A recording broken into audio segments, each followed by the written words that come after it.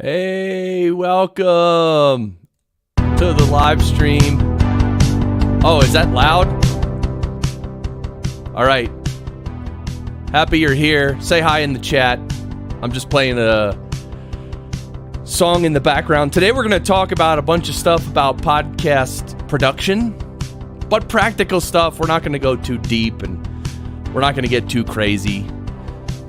But this song you're hearing is a song that I made years ago. It doesn't have any lyrics or it was never released. It's just a beat it's kind of chill. I thought I would just play it, set the vibe.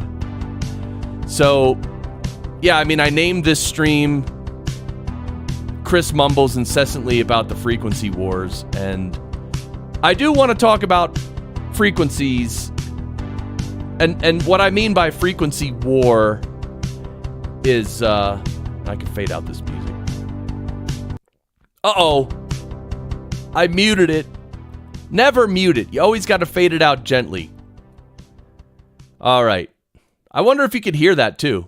Could you let me know if you could hear that music in the background? I just faded it out. It's gone now, but I was playing it for a little bit there. If you can comment, let me know if you heard that. That'd be great. But when we're producing audio, audio has many frequencies, right? On the low end, you have, the range of human hearing is 20 hertz to 20,000 hertz, right? Generally speaking, some people can hear, whatever. That's the general range. And a lot of those frequencies sound very different. Is my mouth dirty? No, I don't. Why does it look like that? Anyway. So, there's low frequencies, which most people think of as the bass. The boom, the bass.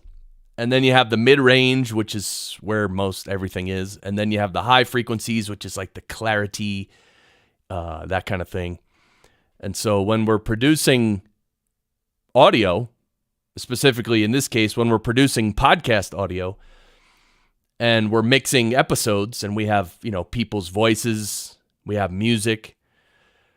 There's a lot of most everything needs EQ. In fact, I was just telling my students this last night, which, by the way, I have a little banner. Oh, yeah, baby. That's the next cohort of Podcast Engineering School. Starts on June 27th. But I was telling this current cohort that pretty much every piece of audio that I work with in my DAW, people's voices, music, any sound effects, any special effects, right? Audio effects. I use an EQ on pretty much everything. Because nothing is perfect when it's recorded, right? When it's captured, it's not perfect. It either has a little too much low end or not enough. Same with the high end. It might be too sharp, too many high frequencies, and it's just sharp. So you can bring them down a little, make it a little smoother, and you can roll off the low end. You can roll off the high end, which is more rare. But there's a lot of ways with an EQ that you can slightly tweak someone's voice and make it sound a lot better. I mean, that's just... So, when I hear of podcast producers or editors that produce audio and they don't really EQ anything, they just kind of bring their files into the DAW and, I don't know what they do, but if they don't use an EQ, that's very telling, because any professional who's working with audio is going to use EQs pretty much on everything.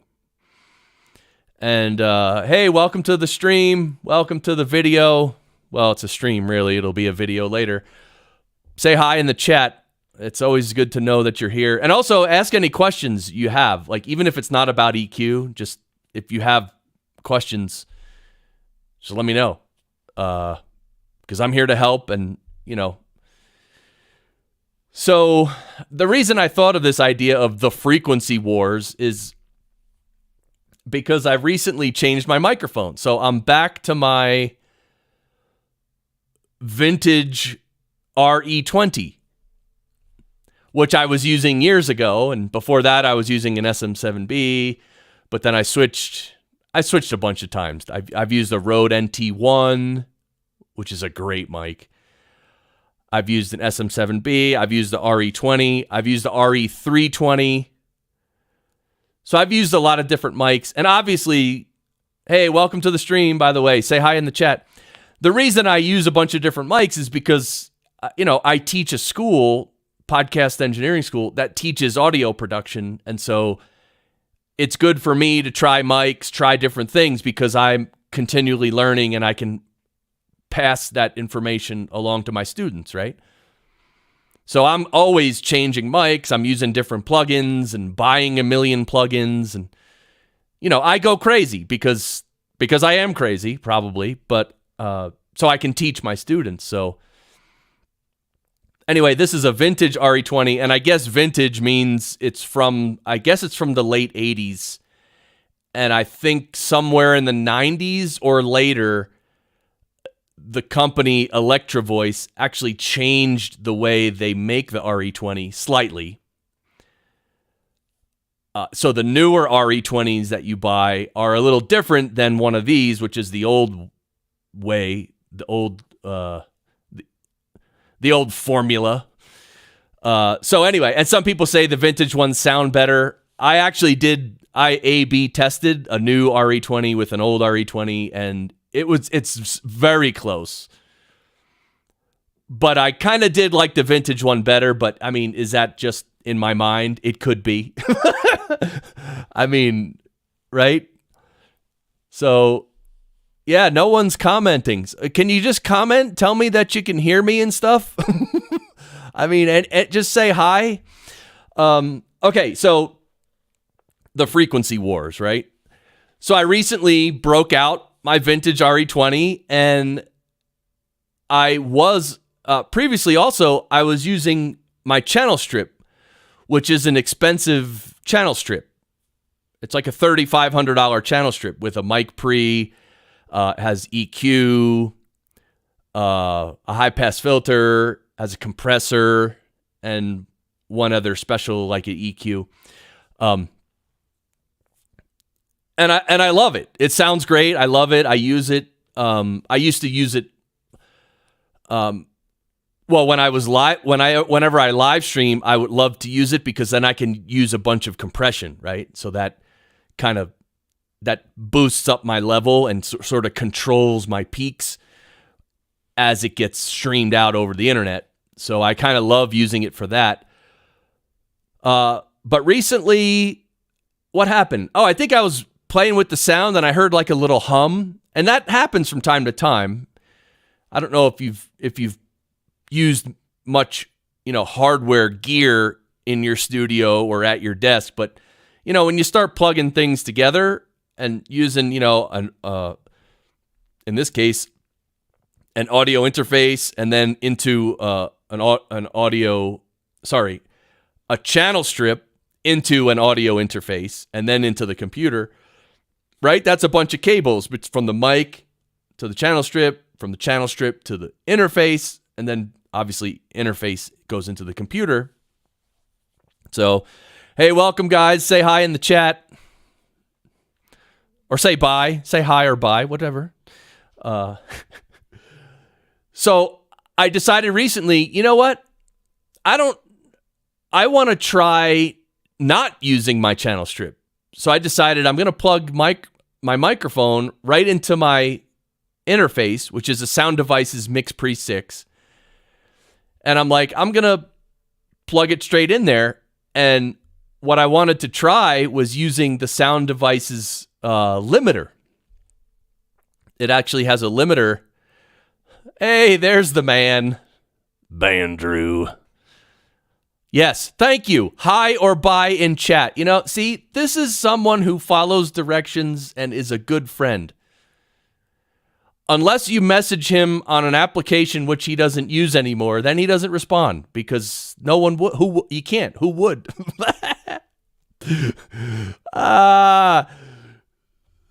So I decided to go straight into my mix pre and turn on the limiter in the mix pre, because the limiter in the mix pre, I have a mix pre 6 first generation. And the limiter, it's an analog limiter, which is great, which means before the signal clips, before it gets turned into a digital signal, it gets limited by the limiter, and then it gets changed into the digital signal. Which, by the way, the Zoom H5, the Zoom H6, I have a Zoom H6. It has a limiter on it, but it's a digital limiter, which means it'll let your audio clip. And I don't even know what it does. Bandrew, what does a digital limiter do? Because it doesn't stop clipping and distortion. That's my point. A digital limiter does not prevent clipping and distortion, but an analog limiter does. So I had this great idea, of plugging, and I'm like, let me switch microphones too. So I got out my vintage RE20 and I plug it directly into my mix pre. I turn on the limiter and I start cranking up the gain. And, you can see when the limiting's happening. And so I did a bunch of tests. I don't know if you guys are crazy like this, but when I try a new setup, I spend like an hour and a half just recording like a 1-minute clip. I'll have my settings in a certain way and I'll record a 1-minute clip and then I'll listen back to it and I'll be like, yeah, let me, tweak it a little, record for another minute, listen back. I literally do that for maybe an hour, maybe a half hour. I don't know. Feels like hours because I like doing it.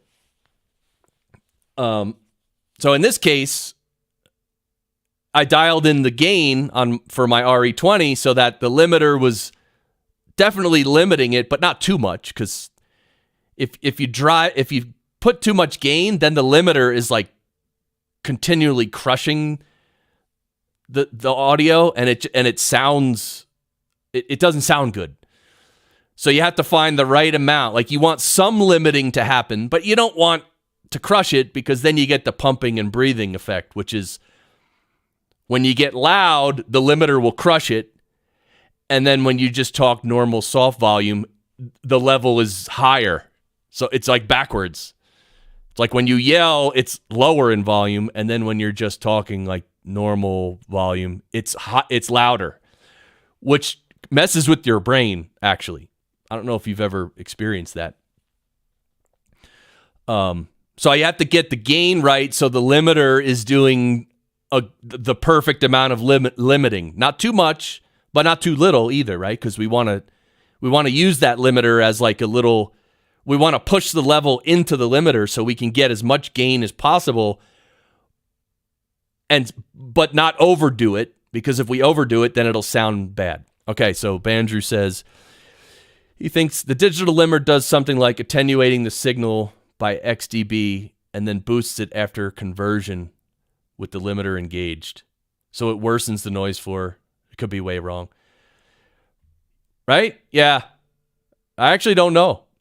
I could find out. Maybe we'll find out after I'm done with this, with the frequency wars rant of the day. We can look into that.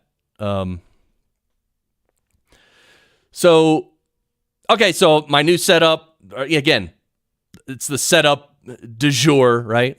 So I did a bunch of testing and I figured out that, Heather's here. Hey, Heather from New Zealand. Wow. Great to see you.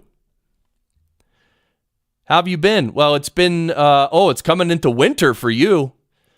Here it's getting nicer. For you, it's probably getting colder. So another thing I was messing with my new sound is in my Sound Devices Mix Pre 6, it has a high pass filter, which basically rolls off the low end if you want. And it's pretty cool. You can roll off, you can turn the filter off, which it does nothing. Or you can roll off from 40 hertz and below, then it's 80 and below, then it's 100, then it's 120, and then it's 160. So of course, I had to, during my tests, I'm switching it from 0 to 40 to 80 to 100. I got to test them all. And because one thing with my voice, and really with any voice, hey guys, welcome, say hi in the chat. Por favor. Rolling off low end, and we're going to talk more about this because this is the frequency wars thing I want to talk about, but I want to roll off some low end because it cleans up the sound. We'll talk more about that. But I don't want to roll off too much because, I want to sound nice and full and thick and manly. I mean, right? I need to sound manly. Anyway, I'll show you what I mean. Let's do this. So right now, I'm not rolling off any low frequencies, right? Right now, you're hearing it's flat. Everything's flat. You just hear in the mic. Although, all right, I have like a million things to share, and I feel like I'm overwhelming you guys. But all right, so this is how my voice sounds like this, right? Sounds normal. Yeah, see, this is the test for manliness, okay? Because right now, I sound manly, as manly as I'm gonna sound, right? But let me put on the filter, and I'm gonna go to the extreme. I'm gonna roll off from 160 hertz and below, and see if you can hear the difference.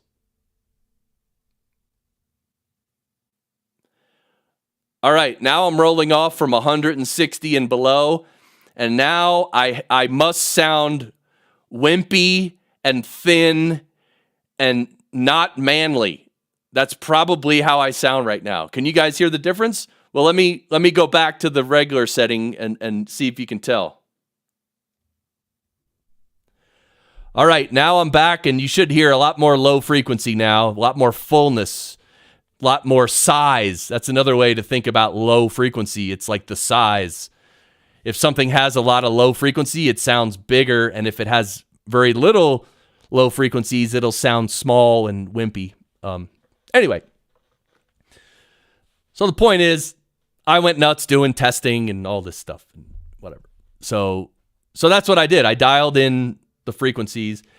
And so one last thing before we get into the frequency wars, and I'm already telling you like half of what I wanted to tell you. So, Bandrew says there's a massive difference in sound with the 160 hertz high pass filter. Yeah, right.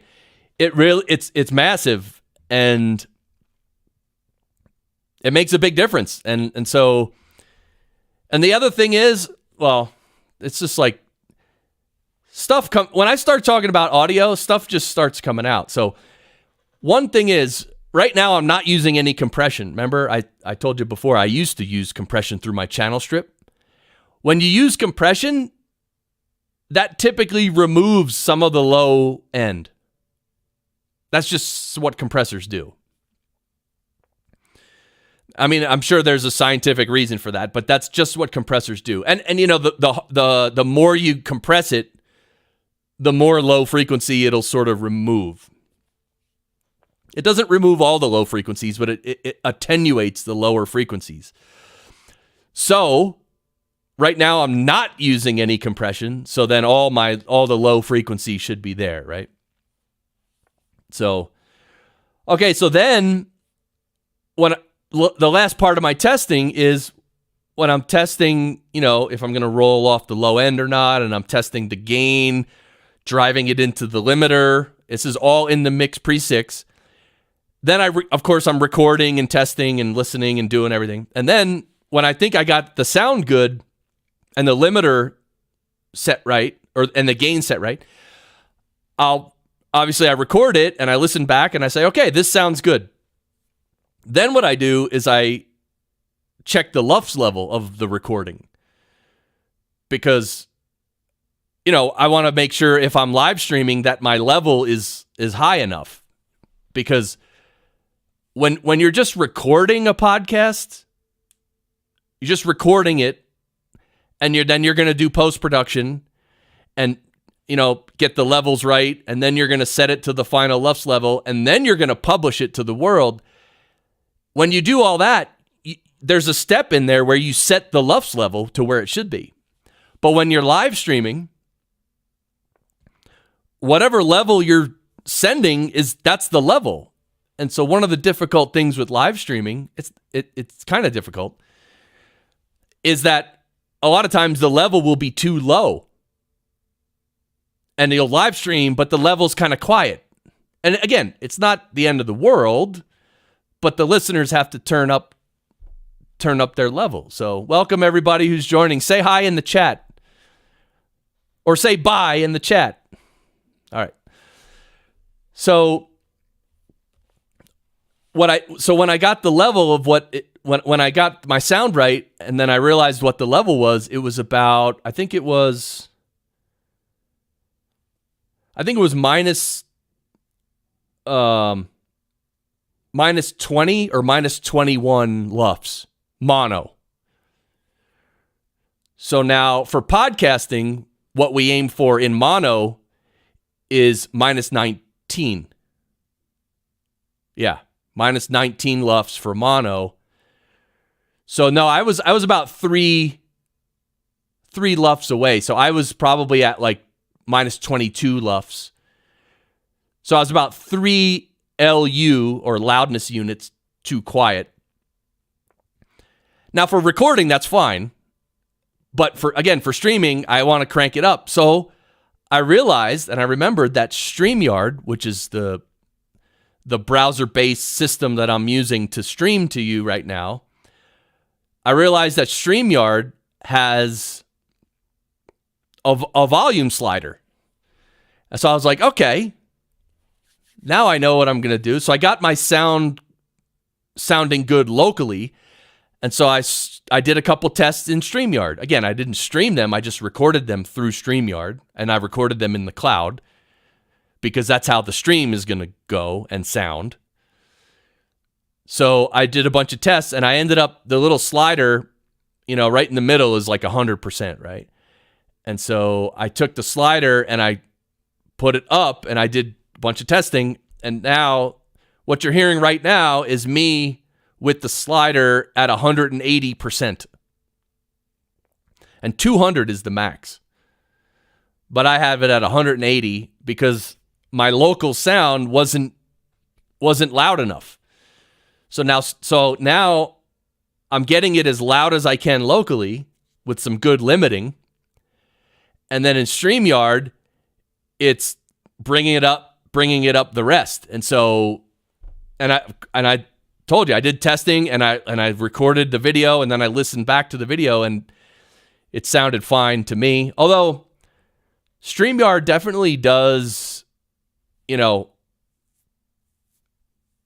stream the audio in uncompressed format like WAV, right? They have to stream it in MP3 format. So it is a compressed format. So whatever audio that anyone sends to StreamYard does compress it and send it through the internet, and it records it that way as well, because it has to. I mean, they can't do wave quality.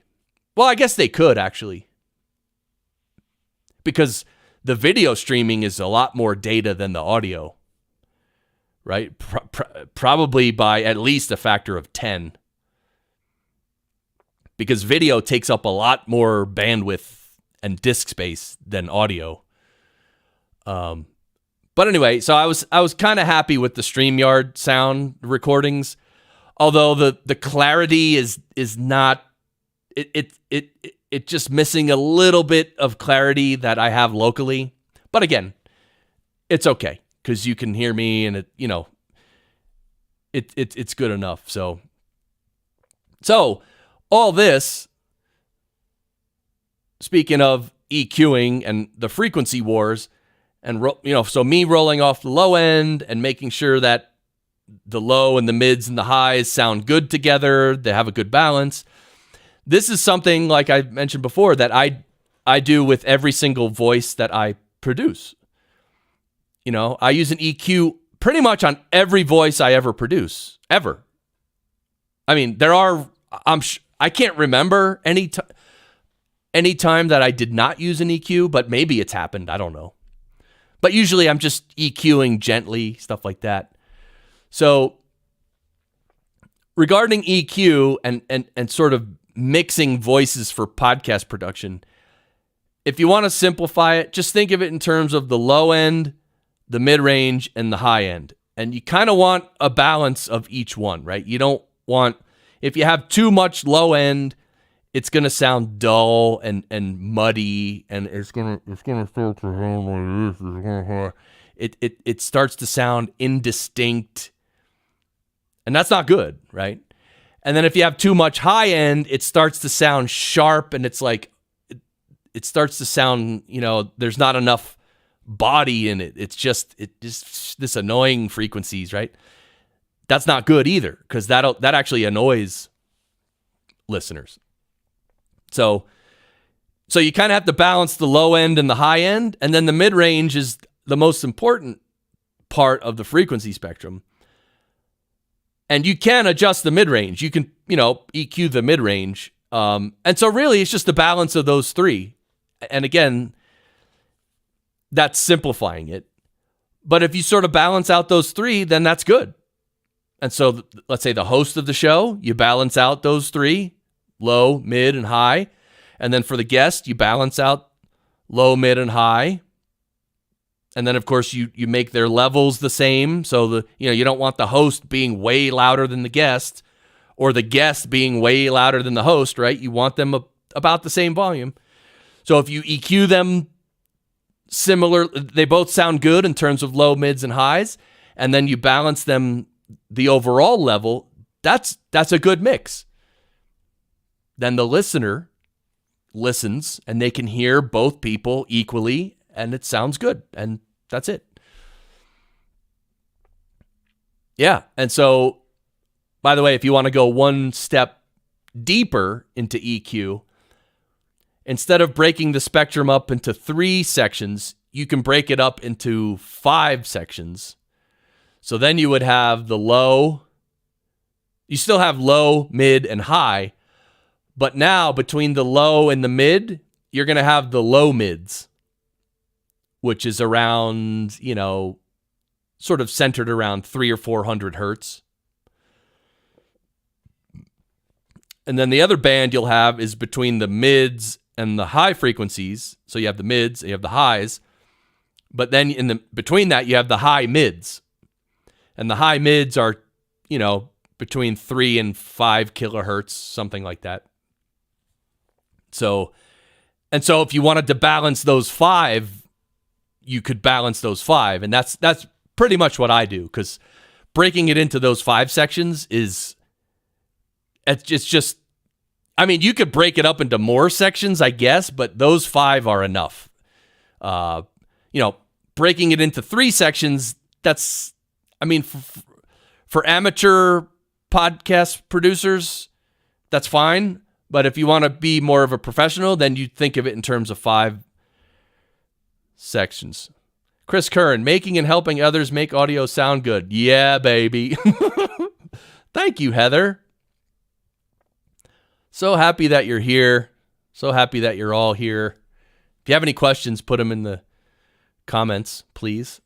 And yeah, and so Sibilance, let's talk about Sibilance. Where does Sibilance show up into the frequency spectrum? The Sibilance is the most well-known for the S's, the sound of sibilance, the S sound.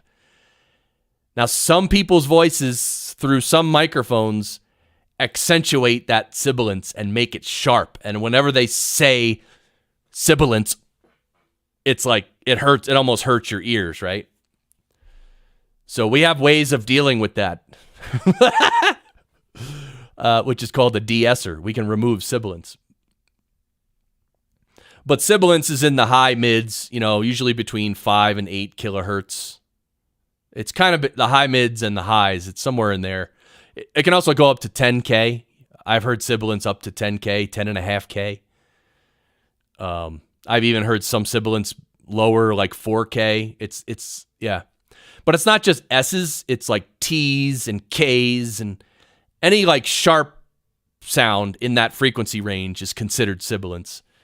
And so that's another thing to think about when you're balancing the EQ spectrum, right? Is in addition to breaking the frequency spectrum up into 5 parts, you also need to make sure you think about sibilance in addition to the 5 parts. And a lot of things can affect sibilance, by the way, like even the angle of the microphone. The previous mic I was using was a RE320, which is a brighter microphone, has more high frequencies, and or picks up more high frequencies, or transmits more high frequencies, however you want to think about it. But that mic, I had it pointing like even, this one's about 45-degree angle, maybe a 40-degree angle. I had the RE320 even more, almost like directly from the side. And so what happens is when you speak, most of the sound pressure goes straight forward, right? So if there's a mic on the side, I'll do it on this side. Most of the audio, most of the sound pressure waves are going straight. And so, yeah, there's some that go that way from your mouth, but most of it goes straight. But it's funny, sibilance seems to go that way. So the more you sort of mic from the side, sometimes, again, it depends on the person and the microphone, but sometimes the sibilance will be worse if the mic is from the side. Whereas if you're pointing the mic more right at your mouth and you're speaking right into it, that'll pick up usually more mid-range and more mid-range, which sort of, again, everything's a balance. So if there's more mid-range, then the sibilant, whatever sibilance there is, seems lower compared to the mid-range, right? So, hey, everybody, say hi in the chat. I'd like to know if you're here. And don't forget, oh, yeah, the next cohort for PES starts on June 27th. Yup. If you know anybody who wants to become a professional podcast producer and make a great living working from home and develop professional skills that'll last a lifetime, and you can get clients, work from home, and make 6 figures from home. Did I mention from home? Yeah. So it's a viable career path that no one knows about, and I don't know how to tell people except running a little thing on the bottom of the screen here. So, yeah. So the other thing with the frequency wars, whatever, I just called it that because, well, you know why I called it that? Because it can be a war. Think about this. You record a person's voice for a podcast and you're listening back to it and you start using an EQ and you boost the high frequencies. And then you're listening and you're like, oh yeah, well now it sounds too bright. Well, let me add some low frequencies. Oh, now it sounds too full. Now I need to add more high frequencies. Oh, now it sounds thin. Now I got to add more low frequencies. Like, it can be a war between the high end and the low end. I mean, you could make it into like a seesaw kind of a war, but don't do that, because that's, you have to moderate. Like I said, at least the 3 low, mids, and highs. You got to develop that skill to get those in balance, right? That's a skill that you can develop. Hey, Christopher Wright.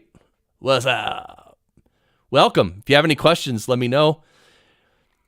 Another area of the frequency spectrum to be aware of is the low frequencies in terms of plosives. Of course, plosives are when the air, the physical air, the comes out of your mouth when you say something like a P, like pizza or potential. That air, you just hold your hand in front of your mouth and say pizza. and you'll feel the air hit your hand. Okay, so what happens is that air, that burst of air, if it goes straight into the microphone and hits the diaphragm, that's when you get like a thud. It's like a low frequency thud, and it can be jarring. And so as audio producers, we can remove those, right? We can use a de-plosive to get rid of those plosives. You can also use an EQ to minimize them, but if someone has nasty plosives and you have to use and you can only use an EQ, then you're going to have to do some drastic EQing, and it's going to make their voice sound much thinner because you're removing so much low end. It starts to sound thinner. So what you do is use a de-plosive plugin or module, and it'll just, wherever the plosive happens, it'll just remove that. It'll leave everything else alone. So really, you have the frequency spectrum broken into 5 parts. You got the low, and on the screen, I have to get used to, because on the screen it's different for you. So low should be over here, right? Low. So you have the low frequencies, then you have the low mids, then you have the mids, then you have the high mids, then you have the high frequencies. So you break the frequency spectrum into 5, and then you also take into consideration sibilance and plosives. And if you balance those 5 and handle sibilance and handle plosives, voila. Voila. You didn't know I spoke French, did you? Do you recommend compressing a vocal track using RMS levels? I've heard Mike Russell talk about this. You know what? It's funny you mentioned that, because on my channel strip, which I'm not using anymore, but I will because it's awesome. You can either, it's a sensor. It's how the compressor senses the audio level. You can sense in terms of peak level or RMS level. And yeah, you know what? It's just a different, it's just slightly different. And I think it depends on the person's voice and also their dynamics and also the microphone. I think it's all those put together. So my recommendation would be, like, if you have a compressor like mine where you can switch from RMS to peak and switch back and forth between RMS and peak, just try them both and see which one sounds better. And it might be different for different people on different microphones too. So this is a good example of like one type of processing. It doesn't mean it's good for everyone. It's not like, RMS is better than peak. No. In some cases, yes. In some cases, no, right? We have to use our ears to figure it out. So yeah, definitely test them both.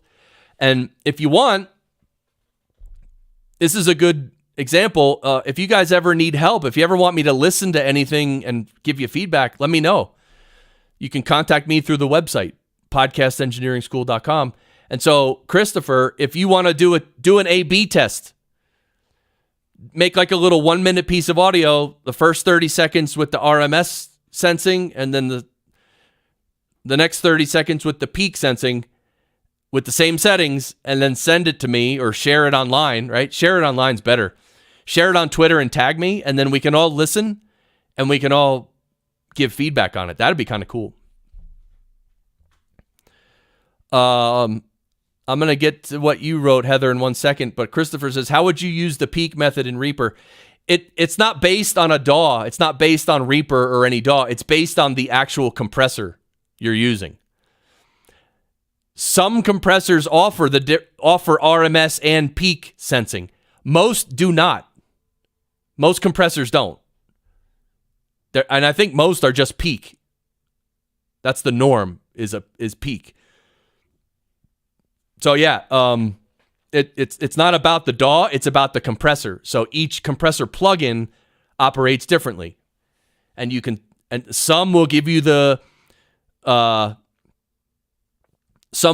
choice, and some will not give you the choice. And you're asking about Reacomp. I don't know. I don't use Reacomp. the user interface to the Reacomp compressor is so disgusting. I just can't do it. And plus, you know what? Instead of using the Reacomp, what I suggest, buy the Sheps Omnichannel plugin from Waves. Spend $29 and get a really good plugin that has almost everything. It has EQ, compression, distortion, saturation, limiting, filters, 2 de-essers, 2. Forget Reacomp. That's a disgusting compressor. Now, if you have to use it, use it. No big deal. I have no idea if it's, if it senses with peak or RMS. I'm guessing peak, and I'm guessing they don't give you a choice, but poke around in that plugin and figure it out. Or just buy the Sheps, which I highly, highly recommend. Yeah, it's $30, and you can use that plugin on every voice. I mean, yeah. And Heather says, editing not just Heather's podcast episodes with guests was a lot of work, but I learned a lot having different voices to work with each episode. I will have to relearn a lot since it's been a while. Yeah, I mean, yeah, if it's been a while, yeah, it'll take you a minute to get back into it, but you'd be surprised. It'll come back to you, and you'll be able to tweak the audio. Yeah, definitely you'll be able to. And you should have confidence too, because like, even though Heather, you're not an audio engineer like me, you don't have to be. In fact, I just put out a daily goodie saying that. I think today's daily goodie is literally, you don't have to be an audio engineer to produce podcasts. I'm checking right now. Yeah. You don't have to be the greatest audio engineer in the world to be a highly paid podcast producer. So yeah. So Heather, keep your confidence high. You've done a lot of episodes, you've produced a lot of shows, and yeah, you're good. And you'll keep tweaking it and getting better. That's the beauty of it. And all the skills you gain, they're yours. No one can ever take them away,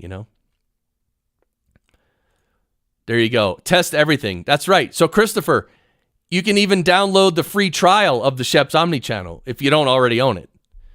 But by the way, if you already own it, then just use that. But definitely get the free trial. Check it out. Yeah. Oh, thank you, Heather. You like my daily goodies? The daily goodies are getting harder and harder to do because I think I've done about 900 of them. And it's like, I've given 900 tips and tricks. And it's like, some weeks I'm like, I don't know what to write. I think I've written everything, which of course I haven't. But I'm like, I don't know. I don't know what to write. So I try my best, but I don't know. Maybe I should reuse them. But see, this is the thing. Yeah, I don't know. I don't want to repost blog posts. But then what do I do? Just now I should tweet about posts from 3 years ago? I don't know. I probably should, but Christopher says, where can you find it? Waves.com. No, is it waves.com?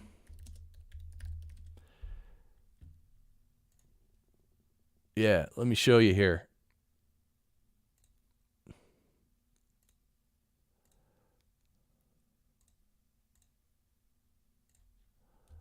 All right, yeah, you could see this. So here you go. You go to waves.com. Waves.com, and then you can search for... where's the search? Oh, here you go. Search for Sheps. And Sheps Omnichannel. Boom. And I'm going to make it bigger. So yeah, Sheps Omnichannel. It's a channel strip created by Andrew Sheps. It's $29.99. I mean, this is... I'm telling you, every podcaster should have this plugin for $29 and just use it on everything. I mean, this is it. Wow, that looks grainy as heck. But yeah, that's it. You know what I could even show is I can stop sharing that and I can actually share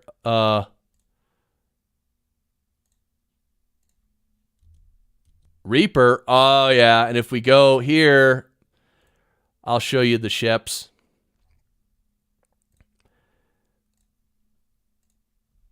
Here is the Sheps. Oh, can you see it, though? Oh, you can't see it because it's a pop-up. All right. Yeah, because it's a pop-up from Reaper, so it... Anyway, you saw it. Waves.com, Sheps Omnichannel. That's the one. $29. You can use it on everything. You can use it even in your mastering. If you want to put it on your master bus and use a little compression on your master bus, it's great. It has 2 de-essers. So if you find, it's kind of rare, but some people actually have sibilance in 2 different places. It'll be like around 6 kilohertz and then more around like 9,500 hertz. So you can actually use 2 separate ones and pinpoint the sibilance and just bring the sibilance down a little bit. It's great. So yeah, so to wrap up about the frequency wars, don't get into the habit of, push up the high end and now it needs more low end and more high end, more low end, more high end, more low end. Yeah, don't do that. Just most EQ you use is going to be fairly gentle. So if you want to add a little clarity, just add a little high end. If you want to add a little fullness, add a little bit of low end and go from there. And then over time, you'll develop your ears more and then you'll know, and yeah, it'll be great. So yeah, anyway, I hope this was helpful. I mean, we kind of covered a lot. You guys have any more questions? And if you think of questions later, go to the website, which is podcastengineeringschool.com, which is right here. Yeah, you can see it. And there's if you click on the menu, or actually this is how you'll see the website. It's a little smaller now, but this contact right here, just click contact and you could send me a note. You could say, even if you just want to say hi, or if you have a question you want to ask me anytime, just contact me through the website here. And I, again, just random questions, whatever. Super helpful. I'm going to go back and watch the first part that I missed. Okay. Yeah. Thanks, Heather. This has been great. I'm glad you could tune in. And Christopher, thanks for coming. Bandrew, thanks for coming. And again, I will run the banner. June 27th, 2023 is the next cohort. If there's if there's a 18 to 25-year-old in your life who's looking for a career, they don't know what to do with their life, consider showing them Podcast Engineering School, especially if they're into audio.